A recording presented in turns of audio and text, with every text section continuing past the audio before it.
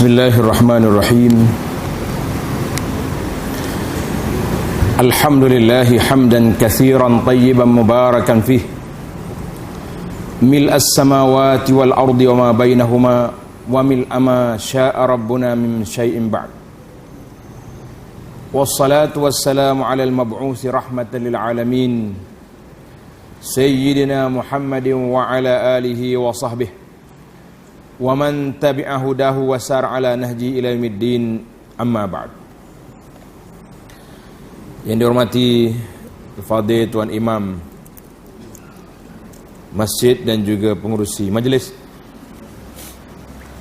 ahli-ahli tata kuasa masjid, muslimin dan muslimat, Assalamualaikum warahmatullahi wabarakatuh.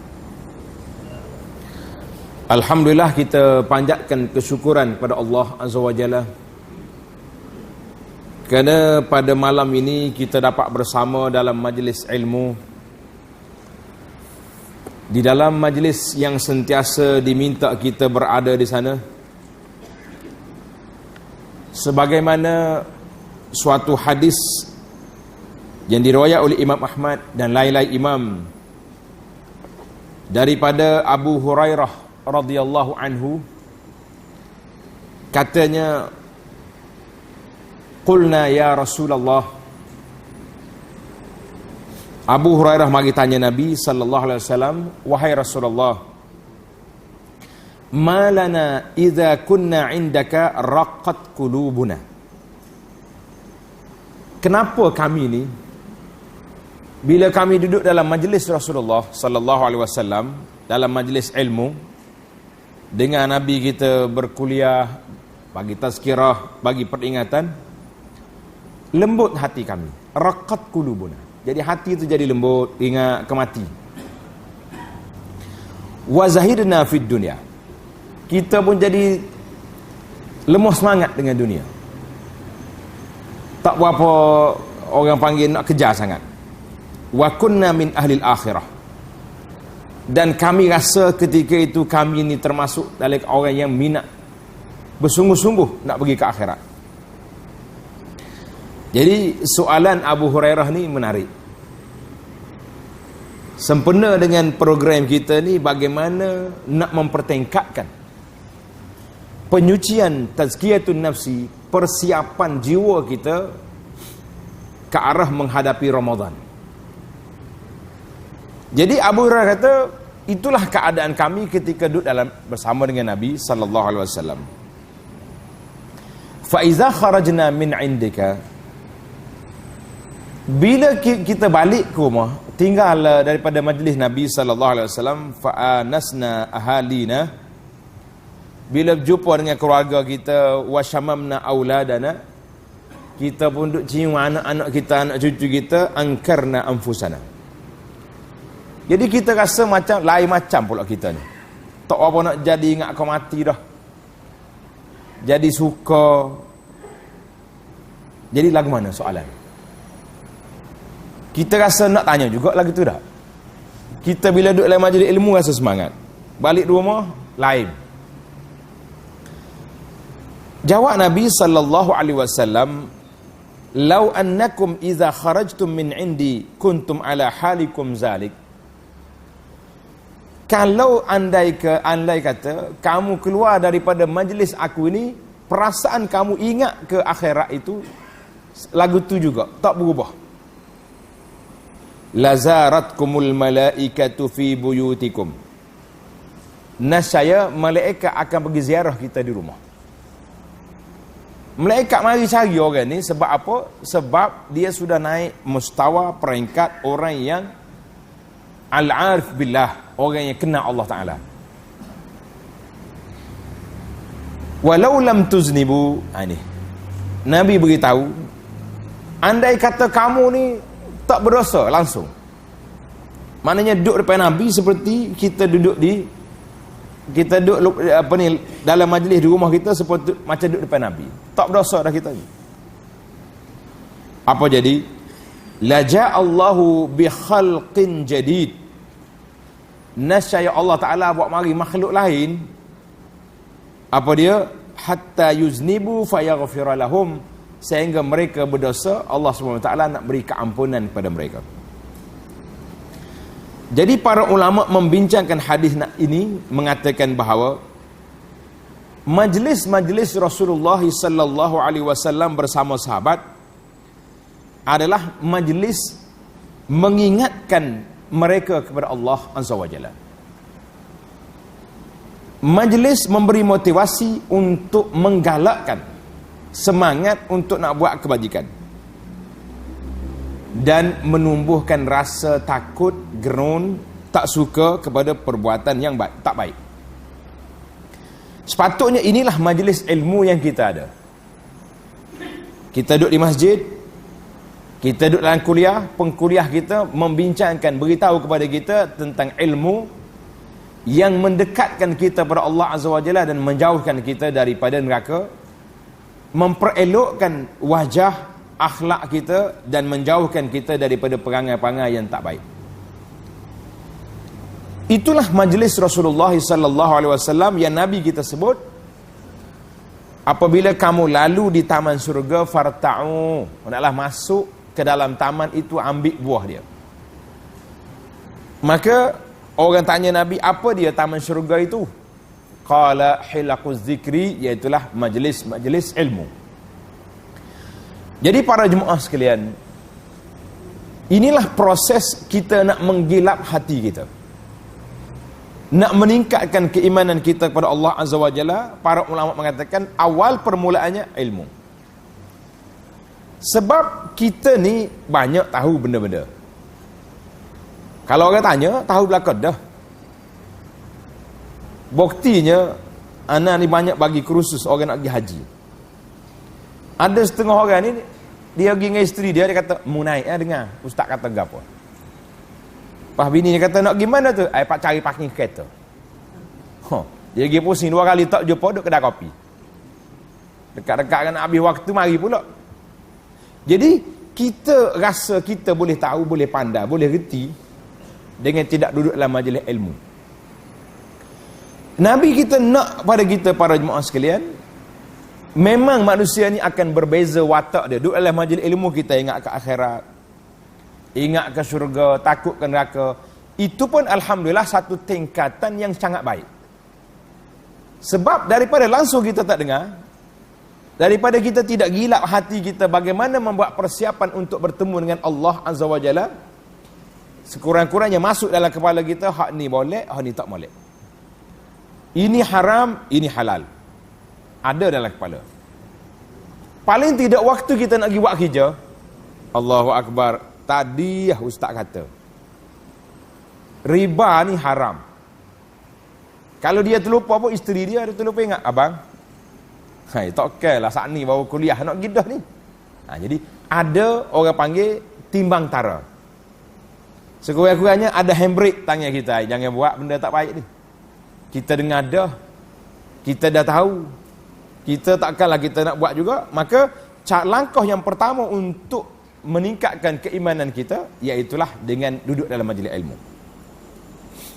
Yang kedua, para jemaah, kalau boleh kita tanda sikit, ambil pen, tulis di kertas, buka note dia punya handphone, dia ada masa-masa tanda. Yang kedua, hati ni payah nak terima ilmu. Kenapa?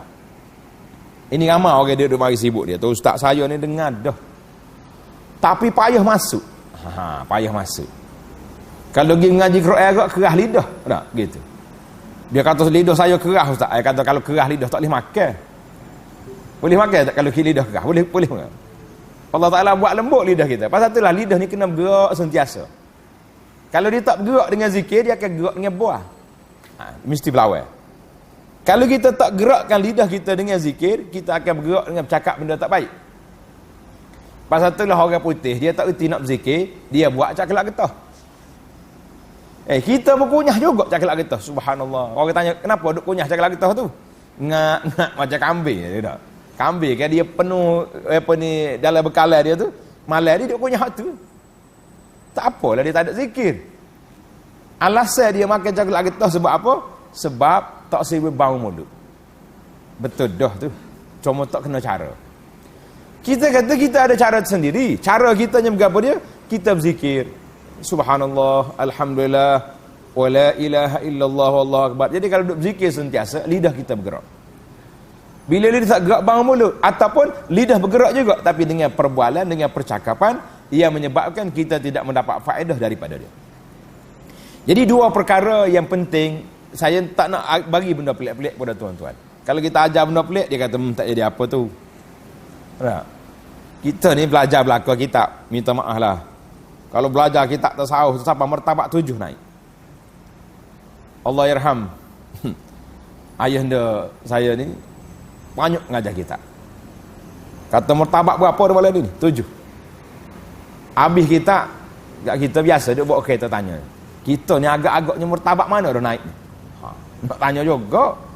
Kesan daripada hak kita duk mengaji ni martabat mana naik? Temenung orang tua akhir kata, boleh pakai martabat ya kita.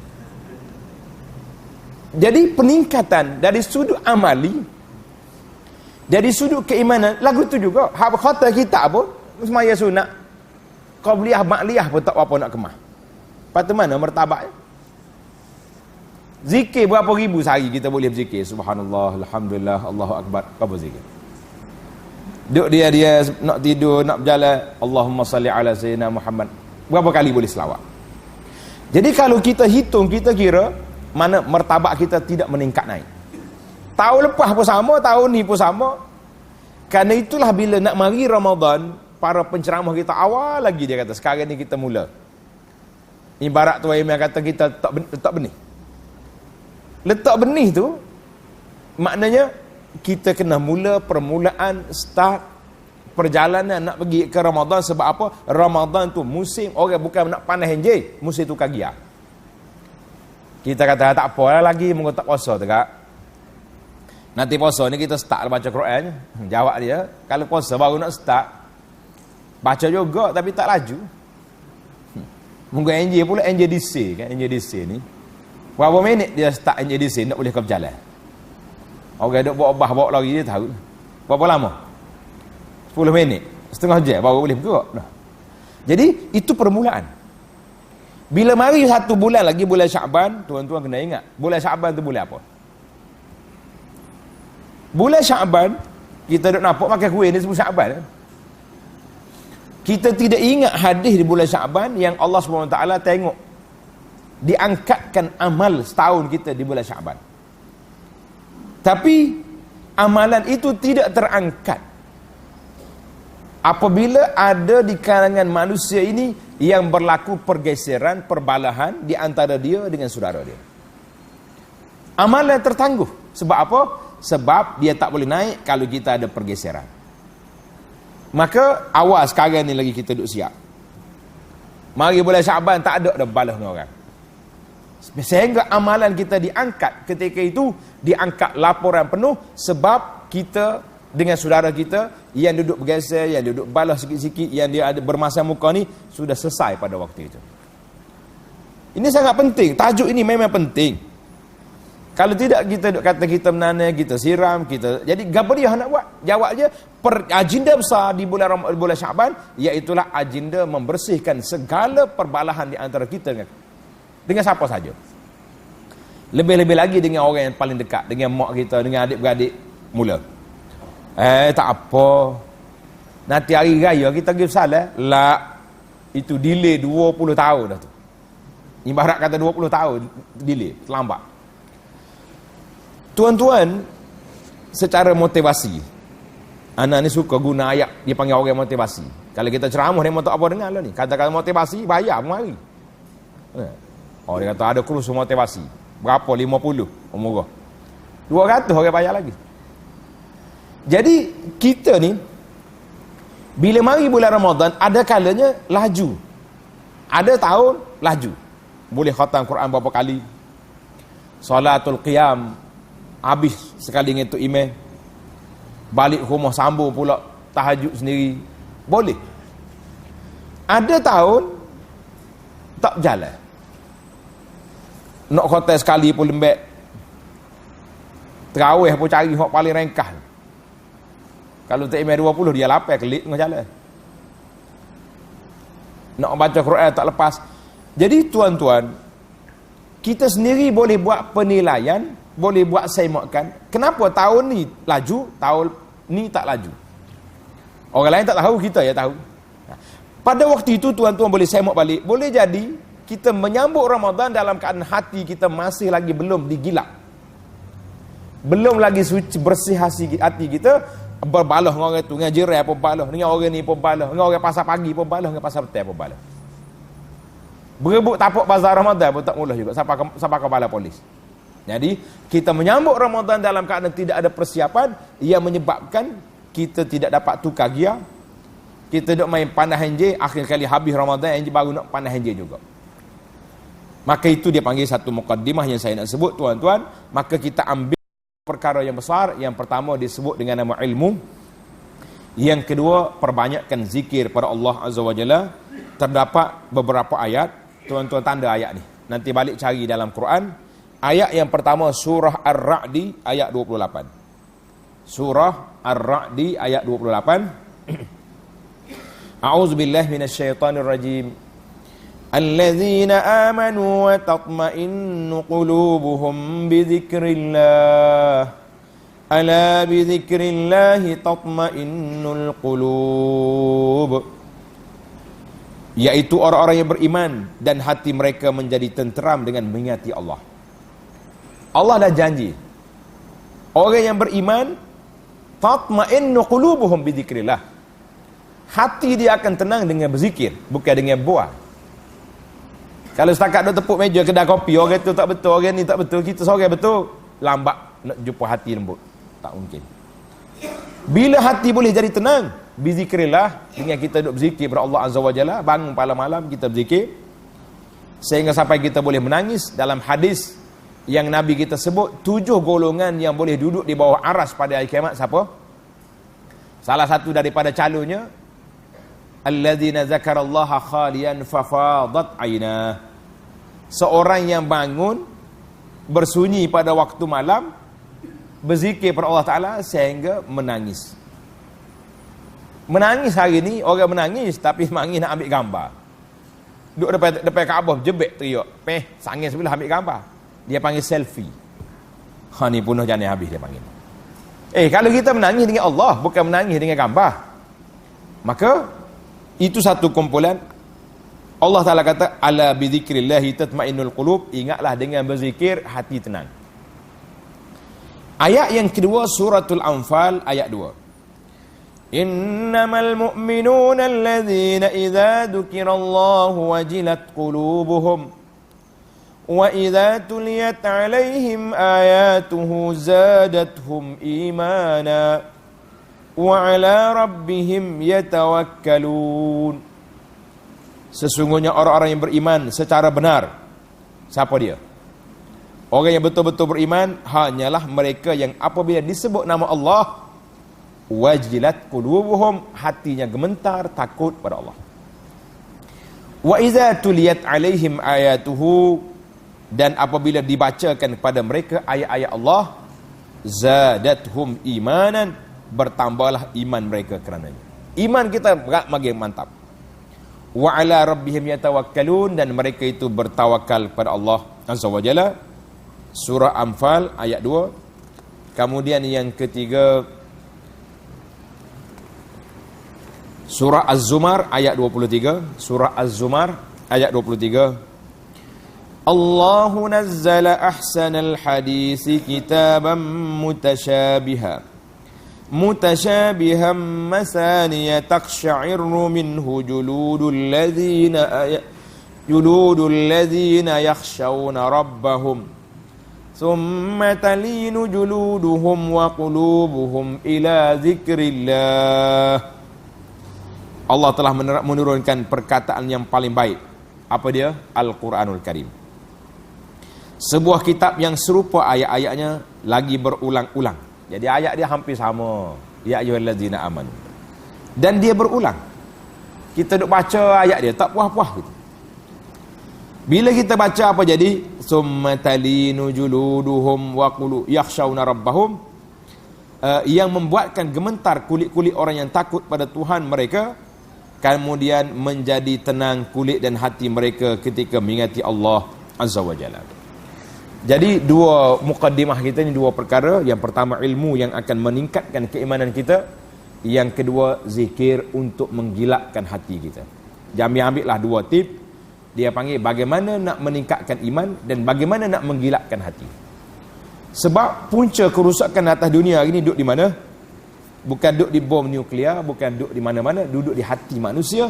Apabila hati dikuasai oleh hasad, apabila hati dikuasai oleh segala perkara, maka ketika itu akan rusaklah segala-galanya.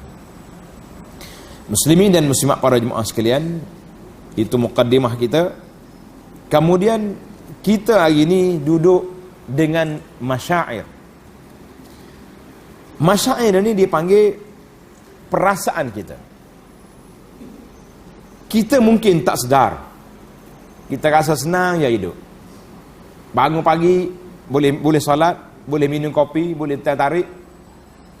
Petang boleh pula makan, malam pun boleh makan. Jadi kita rasa tak ada apa. Betulkah itu perasaan dhamir hati muslim? Cuba tuan-tuan ambil perhatian. Itukah betul perasaan kita sebagai seorang beriman? Jawabnya tidak sama sekali. Orang beriman mesti dia akan berfikir bagaimana nak meningkatkan keimanan. Bagaimana nak mendekatkan dia kepada Allah Azza wa Jalla. Mesti dia akan berfikir sedemikian. Tak lari daripada itu. Sebab kalau hati tak berfikir, itu hati sudah mati. Kalau tidak hati mati pun dia panggil qalbun marid, hati yang sakit. Bila hati sakit, dia tak sempat nak fikir. Kita ni kalau kita sakit, nak mikir pun tak kena. Tak usah kata sakit berat-berat di hospital. Sakit gigi pun tak boleh mikir dah. Oh, jam hari ni. Mana sakit gigi? Duduk main mengiling kepala. Itu sakit gigi. Kalau sakit hati, hati sakit lagi dahsyat. Maka para jemaah sekalian, bagaimana kita nak mengubati? Mengubati hati kita ni, kita cuba belajar dengan mempelajari sirah para sahabat radhiyallahu anhum, di mana sahabat-sahabat Nabi ini seorang yang dekat dengan Nabi sallallahu alaihi wasallam. Kata di Abdullah bin Umar, dia kata apa? Man kana mustannan falyastanni biman qad mat. Siapa nak ambil contoh, nak jadikan ikon ikutan kita, maka ambillah contoh daripada orang yang telah mati. Ulaika ashabu Muhammadin. Maksud orang tu iaitulah sahabat-sahabat Nabi kita Muhammad sallallahu alaihi wasallam, kanu khairu hazil ummah. Sahabat Nabi orang yang paling baik umat ini. Umat Nabi ni mereka lah orang yang paling baik. Abarraha quluban, orang yang punya hati yang baik, orang yang paling mendalam ilmunya, dan orang yang tidak banyak kerana. Sahabat Nabi kita tak banyak kerana. Sebab itulah majlis-majlis dia simple saja. Majlis-majlis dia simple. Maka Allah SWT telah pilih mereka sebagai sahabat Rasulullah sallallahu alaihi wasallam. Jadi kalau kita belajar daripada sirah mereka, kita akan dapati 10 perkara. Saya nak ambil 2-3 perkara je pada kuliah kita ni, sebab masa kita tak cukup. Yang pertama, sahabat ni orang yang paling cepat melakukan apa arahan Nabi kita buat. Nabi suruh ya, selalu. Tak payah duk mikir, tunggu bulan depan, nanti dulu lah. Kita ni kalau duk mikir arahan-arahan Allah Azza wa Jalla, waktu yang suruh buat apa-apa, duk mikir lalu. Duk mikir bila nak buat, bila nak mula, nak cari tarikh pun tak jumpa. Akhir sekali mati gitu. Jadi para sahabat yang pertama sekali sangat cepat melakukan tugas. Yang kedua, taqwiyatu wazi'di ini, mereka mempunyai kesedaran dalam jiwa sendiri. Iman dalam jiwa telah mengawal mereka. Yang ketiga, mereka mempunyai sifat az-zuhdu fid dunya, sifat zuhud dalam dunia. Jadi itu di antara beberapa perkara. Daripada 10 perkara kita ambil satu-satu. Yang pertama, sahabat Nabi radhiyallahu anhum sangat cepat menunaikan tanggungjawab apa yang sampai kepada mereka. Kita seorang sahabat, Jabir bin Abdullah radhiyallahu anhu, yang banyak meriwayatkan hadis Nabi sallallahu alaihi wasallam sehingga kehidupan Jabir berubah. Suatu masa Jabir radhiyallahu anhu dia pergi berperang ke negeri Rom. Pergi berperang ke negeri Rom.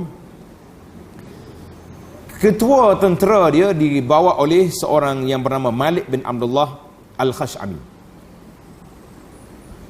Jadi Malik ni bila nak berperang dia tengok saf tentera dia, berjalan tengok. Tiba-tiba dia tengok sahabat Nabi nama Jabir bin Abdullah berjalan kaki, tak naik kenderaan. Dia pun tanya, "Ma bika ya Aba Abdullah?" Tuan Syah Jabir, kenapa tak naik kenderaan? Kita kan ada kuda, ada unta, kenapa tak naik? Ada bagal. Maaf, Jabir ni ada bagal.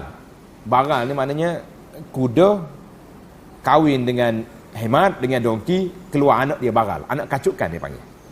Orang Melayu pun kalau bagal panggil bagal juga. Anak bagal tu India kahwin dengan Cina. Jadi anak dia teh susu. Nah, dia panggil bagal. Jadi bagal ni kuda kahwin dengan dongki, dengan keldai, keluar anak dia bagal. Dia tarik bagal, dia tak naik. Jadi bila orang tanya dia kata apa? Dia kata aku tak naik kenderaan ini sebab aku dengar hadis Nabi sallallahu alaihi wasallam. Nabi kata man ughbirat qadamahu fi sabilillah harramahullahu 'alan nar. Siapa yang berdebu kaki dia kerana berjalan untuk menegakkan agama Allah, maka dia diharamkan, api neraka tidak akan sentuh dia. Jadi Jabir kata, Nabi kata siapa berdebu kaki dia, jadi kalau aku naik kuda, naik bara ni tak berdebu kaki, bara yang berdebu, maka aku nak berjalan supaya berdebu kaki aku. Apa jadi? Ketika itu bila sahabat lain, tentera-tentera lain dengar hadis ini, semua pakat terjun daripada kenderaan dia, jalan kaki belakang. Jadi kata di para ulama sirah mengatakan, tentera itulah yang ramai berjalan kaki. Waktu berperang mereka akan naiklah, sebab cuma waktu berjalan belakang. Ini contoh menunjukkan bahawa para sahabat radhiyallahu anhum terlalu cepat bila dengar hadis mereka akan buat. Hari ini kalau saya nak tanya, tuan-tuan jawab sendiri, tak payah jawab sini. Jawab sini semua pandai jawab. Kita hari ini berapa banyak dah kita dengar ilmu? Di antara ilmu yang paling mudah, iaitulah kelebihan solat berjamaah. Dengar ke tak dengar kita? Berapa pahala boleh pergi jemaah? Pakat jawab habis dah. Tak ada kata email jawab. Dah. Bela-bela sambil-sambil dengar, tahun dah 27. Lepas tu kalau orang baik, berasa lagu mana hati tu? Allah lorak Nah, anak sekolah lah, lembu tak alih lagi. Lekat juga nak mari masjid. Pergi mana 27 saat ni? Duduk mana? Tak apa, tak ada asam maghrib, tak ada maghrib isya. Duduk main begitu, main tarik tali kata orang. Ini menunjukkan bahawa kita tidak mubadarah, kita tidak segera. Sebab apa? Masih tersekat lagi. Siapa yang mensekat? Siapa yang menghalang?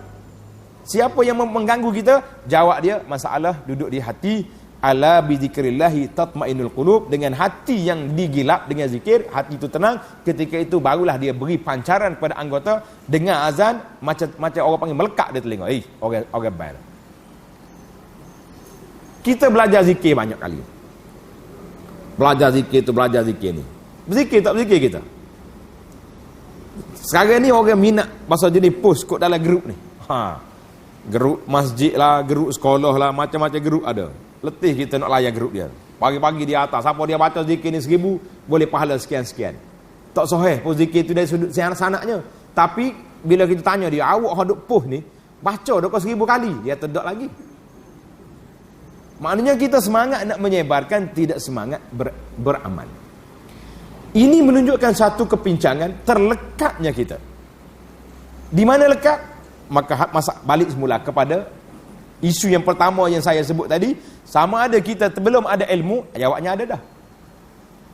Duduk di masalah hati yang tidak memberi pancaran kepada anggota. Sebab apa? Sebab hati belum zikir. Jadi dia akan mari tarik tali situ tu. Kita tak berzikir banyak sebab hati tak gilak. Hati tidak gilak sebab tak berzikir. Jadi hak mana dulu? Siapa yang bersalah dia masalah? Hati salah ke zikir salah? Ni ada satu lagi hadis yang Nabi kita sebut tentang kelebihan saf awal dengan kelebihan betul saf. Hadis ni kalau saya tanya tuan imam, perlu lagi kau ulang? Kau orang tahu belakang dah. Tahu belakang dah. Tok imam kata tahu belakang dah. Tapi apa dia tak berebut juga duduk depan? Itu masalah. Waktu kita betul sah, kenapa begini sah kita? Orang panggil macam zigzag jadi. Tu ada garis dah. Kalau kapek kosong tak tahu nak kata. Jadi dalam hadis kata, Nabi kata samakan sah kamu, kalau tidak hati kamu tak bersatu.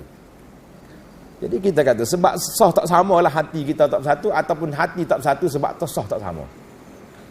Jadi ini punca mari daripada hati. Jadi para jemaah sekalian, yang penting bagi kita, biarlah kita menjadi orang bila dengar yastami'unal qawla fayattabi'un. Bila kita dengar, kita terus buat.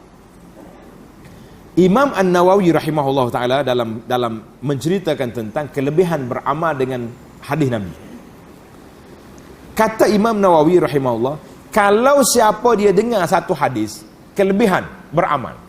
Hadis yang sahih lah, hadis yang tak sahih itu tak apa, tak buat pun. Jadi mesti dia kena buat walaupun sekali. Sebab apa? Biarlah dia termasuk di kalangan orang yang beramal dengan apa yang dia belajar. Kita malam ni saya nak cuba beri beberapa amalan yang sangat mudah di akhir nanti. Ini kita motivasi depan ni. Baik. Supaya kita menjadi orang yang mubadar segera. Kata di para ulama di kalangan sahabat, ketika turunnya ayatul hijab, turunnya ayat wajib berhijab bagi orang wanita, tak ada siapa keluar daripada rumah dia kecuali semuanya bertudung. Tarik tai lansir lah, ambil mai kain hok mana ada belik, barulah keluar rumah. Ketika turunnya ayat pengharaman arak yang kali yang ketiga, nak haram arak 3 kali Tuhan turun Quran. Sebab arak ni terlalu sebati dalam jiwa masyarakat Arab pada waktu itu. Kata di Sayyidah Aisyah radhiyallahu anha, dia kata kalau arak turun terus haram arak, ramai orang tak akan berhenti. Allah Ta'ala bagi dulu tahap selangkah demi selangkah, maka dia berhenti.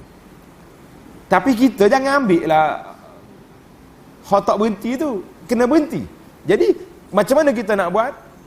Bila turun kali yang ketiga ayat pengharaman arak, kata para sahabat, loro-loro dah jadi merah, habis pakat pecah payah arak.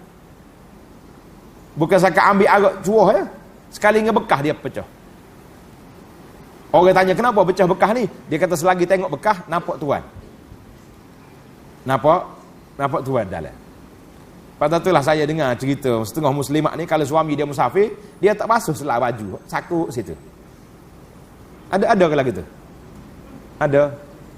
Pasal nak senampak tu macam tu ada tak? Sekali-sekali lagi cium bau masa kawan tu. Itu tanda sayang. Jangan marah pula muslimat dah. No yang saja. Tapi orang lelaki-lelaki ni kalau bini dia pergi basuh lalu baju. Tu masalah. Tapi anak jumpa seorang suami, isteri dia mati aksiden bas di Madinah. Mati. Bulan Ramadan dalam pakai ihram mati. Insya-Allah lah. Orang ni mati dalam keadaan yang begitu cantik, dia akan bangkit hari kiamat esok. Nabi kata yub'atsu yaumal qiyamati mulabbiyan, bangkit hari kiamat dalam keadaan bertalbiyah, labbaik Allahumma labbaik. Tuan-tuan bayangkan nak gimana orang mati dalam keadaan ihram, bangkit hari kiamat duduk bertalbiyah. Syurgalah jawab dia. Bila kita pergi rumah dia, sebab ana dengan kawan-kawan pelajar masa tu bantu kebumikan mayat 16 orang Malaysia yang mati aksiden. 16 sekali dengan driver mati, semua sekali mati. Bulan Ramadan. Bila kita pergi rumah dia, semua barang ada belakang situ. Dengan bednya, dengan kata kenapa ni? Dia kata tak boleh sentuh. Tak boleh nak sentuh, tak boleh nak angkat, tak boleh nak simpan. Kena tengok situ. Allahu Akbar. Inilah cinta sejatilah. Agar Allah Ta'ala pertemukan mereka berdua di syurga nanti insya-Allah. Ini nak kata apa? Jadi kenangan ada. Jadi para sahabat radhiyallahu anhum, dia pecah sekali dengan bekas. Sebab apa? Tengok bekas nampak isi. Jadi kita hari ni macam mana nak buat? Tanda kita bila dengar benda-benda yang tak baik, orang kata haram benda ni, buang terus, jangan duk simpan. Sebab bila tengok benda akan nampak barang dalam tu. Maka itulah contoh-contoh yang sangat besar, dan bagaimana mereka sangat berebut untuk mengambil peluang menambahkan ibadat kepada Allah Azza wa Jalla, masing-masing berebut. Banyak lagi lah contoh lain, saya ambil ringkas. Yang kedua, kesan daripada iman kepada Allah Azza wa Jalla, hasil daripada hati bersih. Kata di Abdullah bin Mas'ud radhiyallahu anhu, tuan-tuan tanda, hadis ni diriwayat oleh Imam Bukhari dan Muslim, riwayat itu ni, athar ni. Ibnu Mas'ud kata, innal mu'min yara dhunubahu ka'annahu qa'idu tahta jabalin. Orang yang beriman, dia tengok dosa dia seperti batu duduk atas bukit. Kita tengok batu besar atas bukit, kita duduk bawah. Berasa sedap duduk, tak sedap duduk? Hai, tak selesa tak? Tak selesa. Itu sifat orang mukmin. Kalau dia berdosa, macam nak jatuh atas kepala, macam bukit nak pecah atas kepala. Wa innal fajira yarzunubahu kazubab. Orang yang tak baik, dia tengok dosa macam lalak. Lalak kita duduk ingat atas hidung, tepih gitu hilang. Demikianlah hati orang yang soleh, orang yang baik. Tak berani dia buat dosa. Kalau buat dosa, terus bertaubat kepada Allah Azza wa Jalla. Tak apa, tunggu tu email anjur majlis solat sunat taubat nanti. Dia panggil taubat perdana, kita pergi. Tak. Berdosa pagi tadi, malam ni bertaubat. Jangan tunggu esok. Berdosa malam ni pagi, bertaubat. Jangan tunggu malam. Kerana Nabi SAW sebut, innallaha yabsutu yadahu. Allah Ta'ala buka ruang taubat kita ni. Untuk orang bertaubat malam, kita taubat, buka taubat pagi. Orang yang buat siang, taubat malam. Jadi itulah kata di Ibnu Mas'ud, orang yang beriman, hatinya bersih, tengok dosa seperti gunung di atas kepala. Mana mungkin orang ni duduk di bawah bukit yang nak terbalik. Duduk di bawah bukit yang batu besar di atas kepala. Lah kita akan lari. Kita akan lari. Maka al-imanul hayy, orang yang mempunyai hati yang hidup, dalam iman ada dalam hati dia, dia sentiasa berfikir bahawa Allah Subhanahu wa taala tengok kita. Bila kita dapat hal ni, hari ni tuan-tuan saya minta maaf banyak-banyak. Perbalahan di kalangan masyarakat hari ni, sama ada orang muda atau orang tua, dia duk mikir Tuhan duk mana. Oh ni balah besar ni.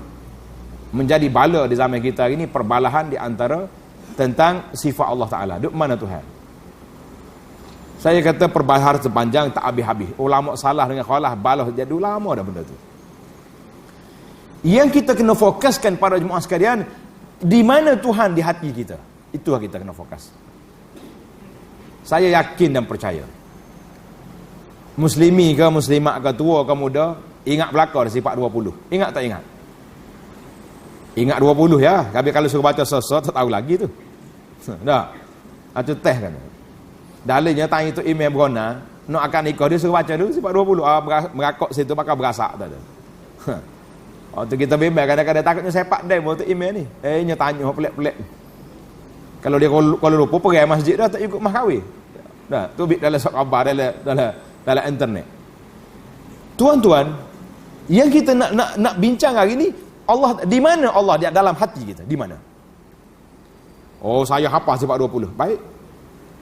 Waktu awak nak mengumpat, di mana kaunuhu sami'an? Allah Taala itu Maha mendengar. Duk mana? Kita tak mikir ke Tuhan, ada kita duk mikir. Ada orang? Tak ada, kita dua ni. Pak bui. Kata orang itu, kata orang ni. Kita dua. Tapi Allah Taala, di mana sifat Allah Taala kaunuhu sami'an? Allah Taala mendengar. Duk mana? Waktu kita nak ambil benda orang, nak bagi rasuah, kita tak nampak dah. Kaunuhu basiran, hak kita nampak, boleh ada. SPRM ada ke tak? Betul kita nampak. Baru ni saya ceramah depan pegawai SPRM. Kita tanya dia, tuan-tuan, ada tak rasuah di Malaysia ni? Oh, dia kata ada banyak. Pernah SPRM ni nak ikut.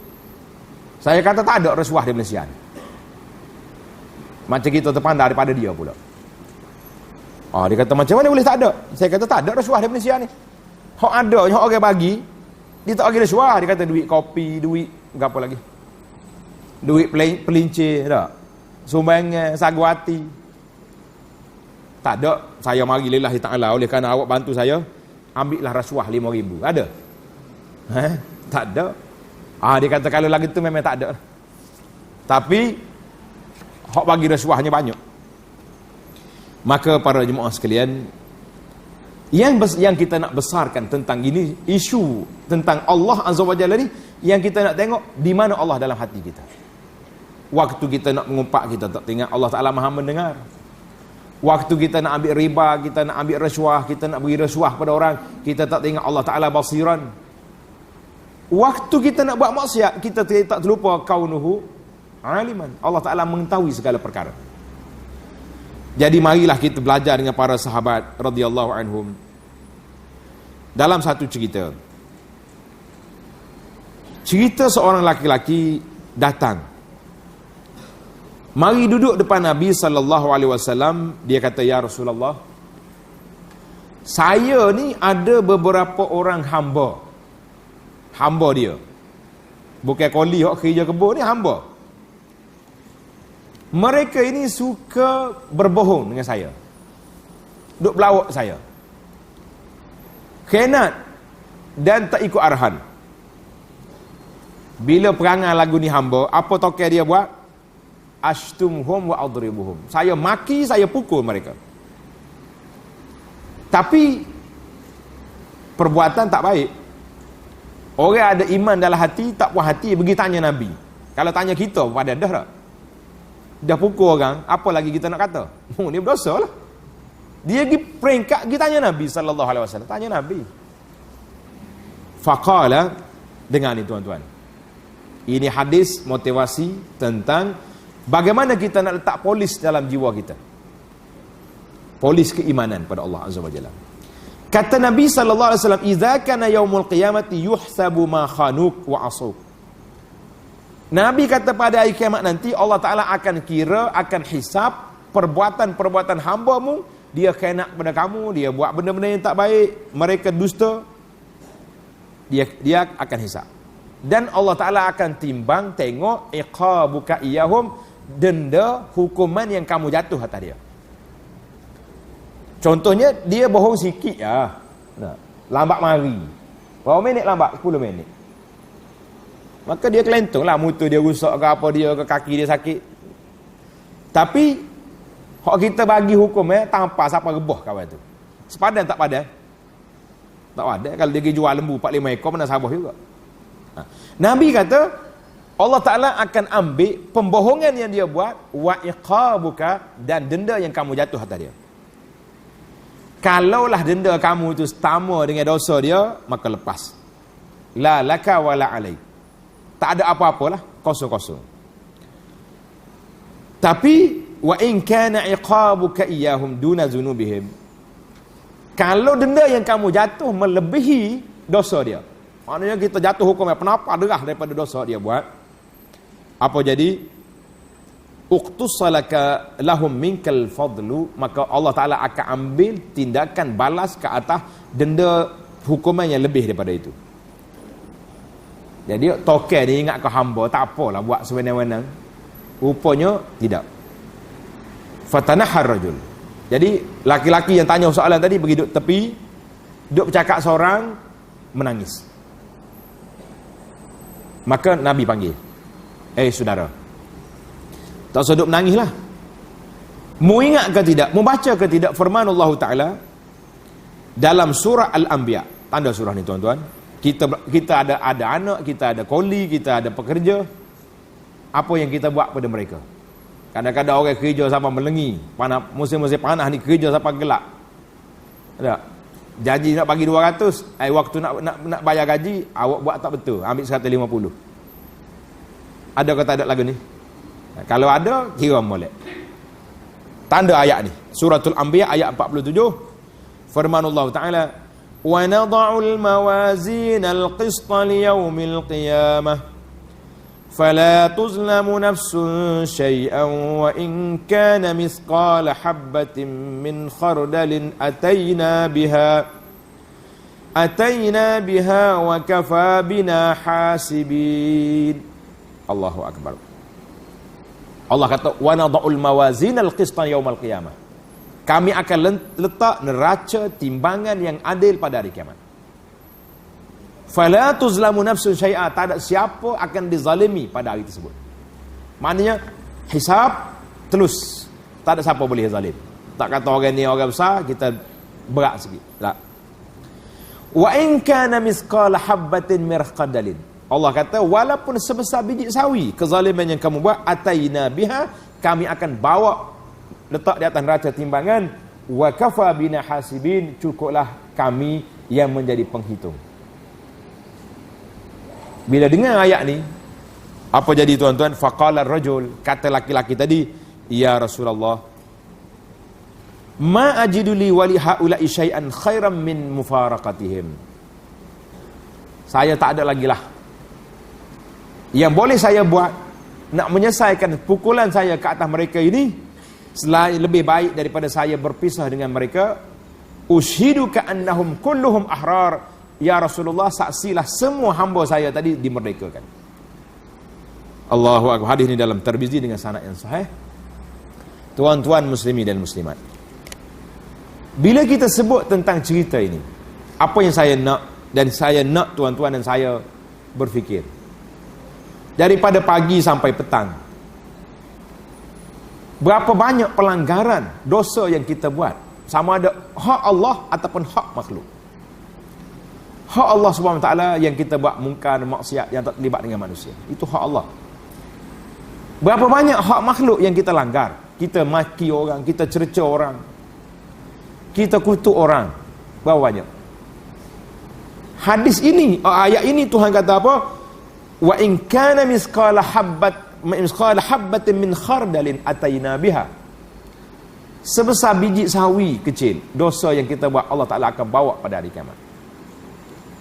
Wa kafa bina hasibin. Ayat ni cukup untuk tidak melena tidur kita kalau kita berfikir tentang Allah Azza wa Jalla. Karena itulah tuan-tuan muslimin dan muslimat, bila kita berfikir tentang masa depan yang sangat jauh, hadis-hadis yang menyebut tentang hak orang ke atas kita cukup besar. InsyaAllah mudah-mudahan ada motivasi, kita tak akan berani langgar hak orang. Tak akan berani langgar. Tak kira lah langgar sama ada benda orang yang kita ambil, hutang orang yang kita tak bayar, ataupun kita zalim orang, buat tuduhan-tuduhan palsu, tuduhan-tuduhan jahat, pergi report sana sini, ataupun kita lepas dalam internet, dalam Facebook, orang ni begini, orang ni begini, yang menyebabkan kawan kita terfitnah dengan dia. Apa kita nak kata? Ataina biha wa kafa bina hasibin. Cukuplah tuan-tuan. Kata di para ulama, di antara penyesalan yang paling besar kita di hari kiamat esok, tuan-tuan tanda cerita ni. Hadis ini sahih, disebut dengan nama hadis muflis. Di antara penyesalan yang paling besar manusia ni pada hari kiamat, apabila kita pikul bawa pahala yang banyak, kita bawa pahala, kita pergi pahala solat, pahala puasa, pahala sedekah, pahala zikir, pahala haji, pahala umrah, bawa bertambah di akhirat esok. Suka kita nak timbang pahala ni di atas al-mawazin al-qista, di atas timbangan yang adil, neraca yang adil ni, tiba-tiba beratur panjang orang nak mari. Siapa ni? Sayalah yang awak kutuk atas dunia dulu, ambil pahala kita bawa pergi. Siapa ni? Sayalah yang awak zalim dulu, pagar jalan tak bagi saya lalu masuk nak pergi rumah, ambil copen pula. Siapa ni? Sayalah. Akhir sekali habis pahala kita diambil oleh orang. Kata Nabi, itulah dia panggil al-muflis yaumal qiyamah, orang yang muflis pada hari kiamat. Bila semua dah ambil kita punya pahala, ia duduk beratur lagi tu panjang lagi. Na'udzubillah. Mari tak ada dah pahala nak bagi. maka Allah SWT kata ambil dosamu campur atas kepala orang ni. Inilah para ulama mengatakan penyesalan yang paling besar yang akan menimpa seorang manusia pada hari kiamat nanti, iaitulah apabila pahala yang kita buat semua diambil oleh orang dan dosa orang yang buat naik atas kepala kita. Tuan-tuan muslimin dan muslimat, apa lagi yang lebih daripada ini yang kita rasa cukup dahsyat? Di antara contoh bagaimana para sahabat radhiyallahu anhum dalam diri mereka ada pengawal, security yang ada pengawal. Aisyah radhiyallahu anha cerita bapa dia Sayyidina Abu Bakar As-Siddiq.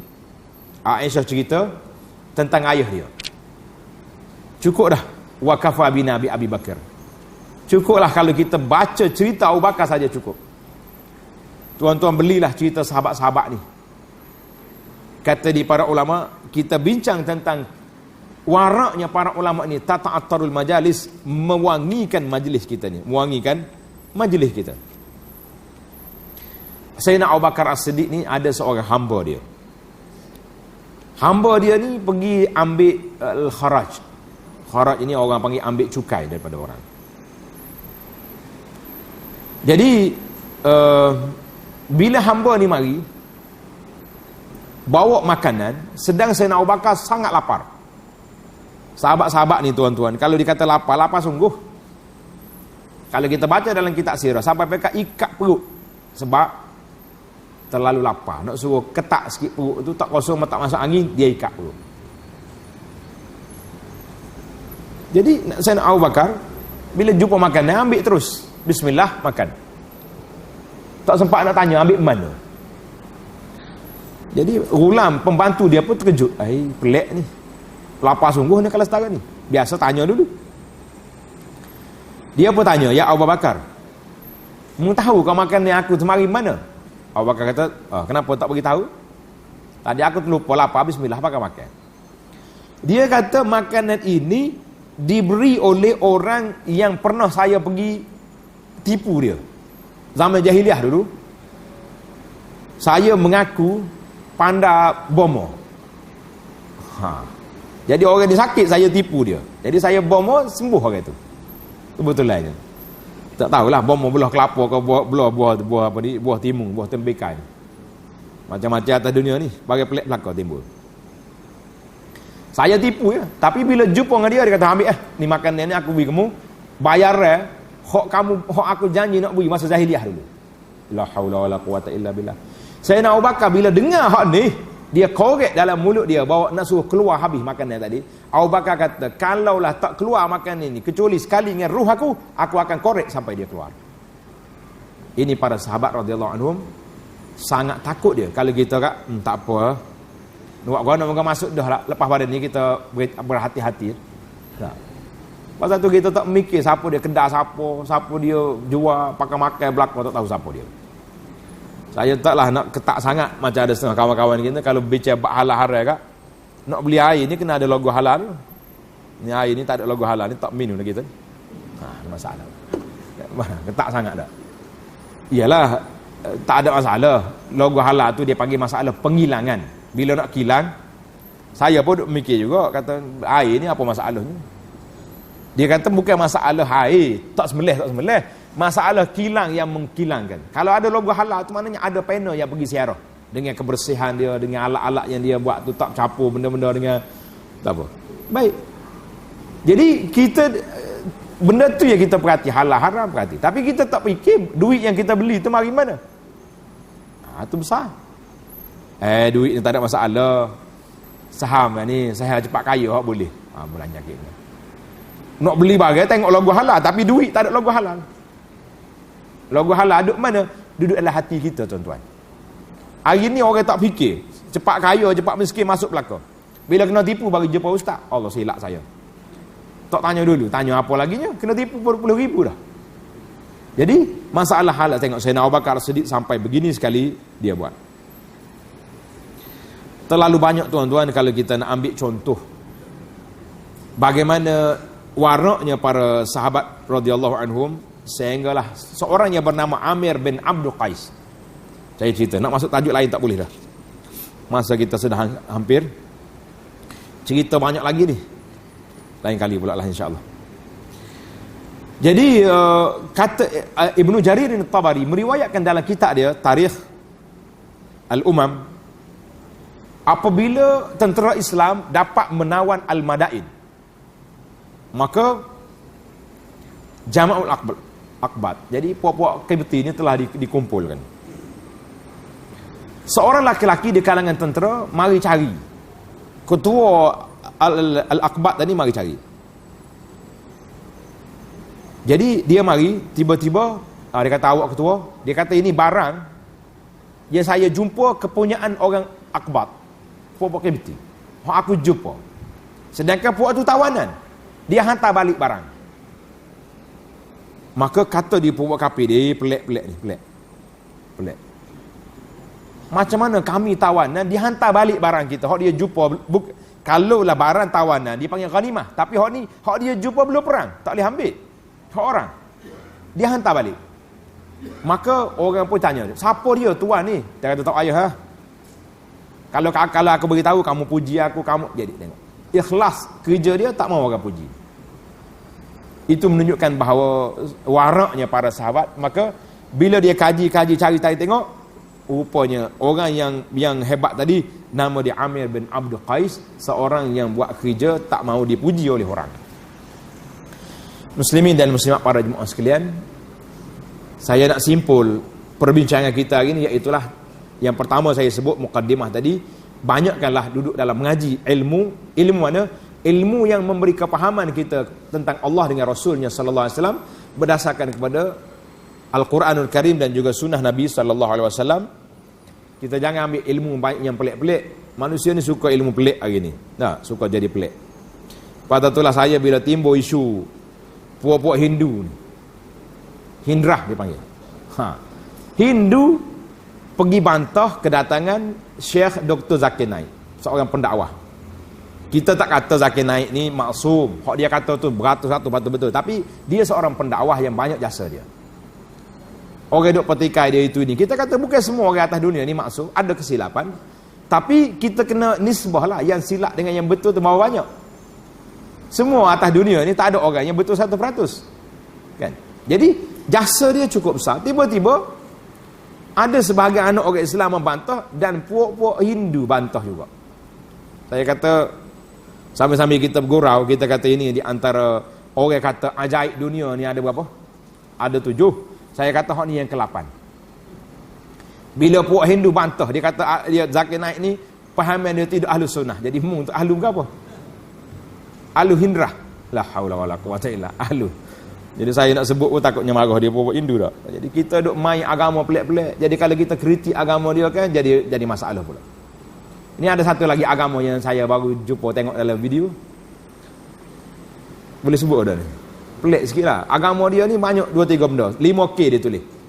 K yang pertama, yang kedua, kalau saya sebut tu boleh kenal agama ni. Dia ada serban, dia ada gelat. Yang kelima, seluar dalam. Jadi kata ada juga agama seluar dalam. Jadi kan macam-macam. Tapi hak ni pun pertikai juga. Dakwah Syekh Zakir ni siapa peringkat? Tidak ahli sunnah dia ni. Allah, kita kata tuan-tuan jangan duduk. Pasal itulah saya, nasihat saya, kita tumpukan perbincangan kita bagaimana nak mengenali Allah Azza wa Jalla, bagaimana nak tanam dalam jiwa kita khasyah, perasaan takut pada Allah Azza wa Jalla. Jangan duduk sibuk dengan benda-benda yang janibi, sampai mereka kita berkelahi sehingga doa kita tidak dikabulkan oleh Allah Azza wa Jalla. Yang saya sebut awal tadi, dalam bulan Syaban diangkatkan amalan seorang itu, kecuali orang yang ada bainahu wa baina akhihi syahna, orang yang ada permusuhan dengan saudaranya, maka amalannya tidak diangkat. Kita bermusuh dalam segala benda. Kita bermusuh dalam bab berebut, nak parking kereta apa bala, tempat nak jual apa bala, tempat nak pergi capok jala apa bala. Bermusuh dalam bidang agama pun kita berkelahi juga. Orang ni tuduh orang ni, tuduh hari ni, maka tuan-tuan ketepikanlah segala permusuhan. Yang kita nak tanam dalam jiwa kita bagaimana nak takut pada Allah Azza wa Jalla, sehingga kita boleh meningkat naik ibadat kita kepada Allah Azza wa Jalla, dan kita rasa kita lebih dekat dengan Allah. Tadi dalam mukaddimah saya sebut 2 perkara yang perlu kita buat. Yang pertama, menambahkan ilmu. Yang kedua, zikir. Jadi dia ketah tangan, dapat dah ketah. Kertas zikir dapat dah? Ada lagi yang tak dapat bagi? Banyak saya cetak ni. Pasal kita nak suruh bagi, kita nak bagi ijazah malam ni, zikir yang paling mudah sekali. Kalau saya bagi ijazah zikir yang pelik-pelik, tuan-tuan banyak payah ingat. Lepas tu akhir sekali tak baca juga. Tak. Zikir ni saya nak bagi ijazah dengan syarat. Nak terima ke tak ni? Nak terima? Syarat dia beramal dengan dia. Boleh? Kalau sakat balik tepek din dia tak ada faedah. Baik. Dia panggil zikir 4 kalimah. Ikut saya baca sekali. Lepas tu kita ni zikir ni panggil zikir bersanad. Ijazah bersanad. Kata subhanallah walhamdulillah wa la ilaha illallah wallahu akbar. Subhanallah walhamdulillah wa la ilaha illallah wallahu akbar. Subhanallah walhamdulillah wa la ilaha illallah wallahu akbar. Ingat dah? Kalau tak ingat nak ajar apa cegah, mujur ingat dah. Mana-mana kita pergi tanya pun, di Kelantan ke Kuala Lumpur ke, semua kata ingat dah. Jadi amal tanya pula, hak tak ingat jam berapa? Gapo tak ingat makcik dia tu? Nak berzikir ya tak ingat. Ini masalah kita ni. Pasal itulah mukadimah kita widah tadi, boleh beramal, jangan tak amal. Jadi berapa kali nak amal ni? Tengok tuan-tuan dalam kertas ni, ana tulis di sini 12 kelebihan. Zikir kita ni simple ya. Tapi dia ada 12 kelebihan. Orang mari jual kopi 7 dalam 1 je. Kita bayar 12, tak saya buat lagi nyanyi. Nyanyi ke tidak? Jadi paling kurang tengok zikir nombor 3, kelebihan nombor 3 tu. Apabila sepupu Nabi Ummu Hani, kakak Sayyidina Ali tanya Nabi sallallahu alaihi wasallam, dia kata, "Ya Rasulullah, saya sudah tua dan lemah." Kita ni tua tak lagi, lemah ada tak? Lemah tu ada. Ajarlah saya beramal dengan satu amalan yang saya boleh lakukan dalam keadaan saya duduk atas kereta, atas motosikal, atas rumah, duduk. Maka Nabi kita ajar bertasbihlah 100 kali, subhanallah 100 kali, alhamdulillah 100 kali, Allahu Akbar. Jadi hak Nabi kita ajar ni para jemaah sekalian sangat mudah, sangat simple. Dia ajar berapa kali? 100 kali, 100 kali. Sama ada kita buat penuh, subhanallah, alhamdulillah, wa la ilaha illallah, wallahu akbar 100 kali, ataupun kita buat berpisah, subhanallah 100, alhamdulillah 100, la ilaha illallah 100, Allah akbar 100, buat lagi tu. Tapi jangan berhenti 100 lah. Habis 100 rehat dulu kejap, sambung pula. Biar boleh kat 24 jam ni. Boleh 500, 900. Nah, kalau boleh 1000 kali kau comel. Tapi kita nak banyak-banyak, takut tak jadi. Hak naknya berapa dia tuan-tuan? Biar jadi. Boleh tak boleh? InsyaAllah. Paling kurang 100 kali pagi, 100 kali petang. Hak paling kurang. Tuan-tuan duduk atas kereta, tengah jam, kita boleh baca subhanallah, alhamdulillah, Allah akbar. Duduk atas motosikal boleh baca. Duduk atas motorbuk nak pergi muka ikan boleh baca. Belah-belah norih boleh baca. Ni ada setengah orang ni, apa duduk zikir tengah menoreh. Siapa dia larang ya? Pokok pun nak tubik susu, tak ada siapa pisah toreh lagi. Suka dengan kita berzikir. Tuan-tuan kena ingatlah. Saya sangat-sangat mengharapkanlah, di saat kita perlu menggilak hati kita ni, kita nak gilak dengan gapo? Gapo dia kikir dia? Gapo dia batu asah dia? Jawabnya zikrullah, zikirlah banyak-banyak. Tak usah duduk kecek banyak. Kalau kita berkecek, orang selalu akan mari. Kalau kita bercakap, tepuh orang selalu. Banyak zikir. Subhanallah, alhamdulillah, duduk situ. Ada kerja. Jadi tuan-tuan, insya-Allah mudah-mudahan kita bertemu di syurga nanti dalam keadaan tuan-tuan akan senyum kepada saya. Nasib baiklah ada juga orang hak tulu kempen kita menggilakkan hati. Ramai lagi ustaz-ustaz lain alhamdulillah, tapi malam ni giliran saya. Kempen muslimin dan muslimat supaya kita gilakkan hati kita dengan cara tepikan dosa-dosa. Bapa yang kita duk tekan sangat suruh berzikir. Sebab tuan-tuan yang duduk di masjid di surau ni, kalau orang buat pesta lompat-lompat, pergi ke tak pergi? Tak pergi dah. Dengan serbai, dengan piyah, dengan telekor nak pergi. Mana sabar. Tak? Kalau orang mari jual nombor ekor, yang saya pak kita tak? Bahasa dia ni tak kerti orang. Serbai besar atas kepala, jual nombor ekor. Berambak. Tak? Kalau orang mari benda-benda, berambak. Tapi kalau orang mari bisi, tak? Dia tu mana? Bisi tu ngopak lah. Boleh ke tak boleh? Dengan serbai, dengan piyah, dengan telekor kita, boleh ke tak boleh ngopak? Tuan-tuan jagalah. Hak lain selamat dah kita. Hak ni penyakit paling berat kali, penyakit cara hal okay? Inilah penyakit berat yang duduk dalam masyarakat kita gitu. Negara kita aman alhamdulillah. Orang Syria ni penuh dengan peluru, penuh dengan darah. Kita hari ni aman negaranya, tapi tidak aman dari sudut akhlak, dari sudut mulut kita tentang manusia. Maka sama-samalah kita muhasabah, jaga diri kita insya-Allah. Mudah-mudahan Allah Ta'ala selamatkan kita. Ambillah zikir ni, bagi photostat banyak bagi kawan-kawan.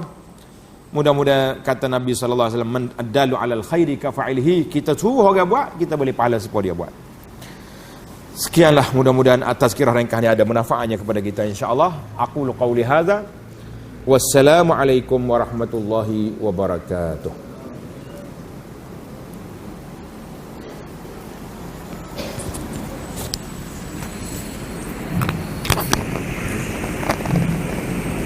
Waalaikumsalam.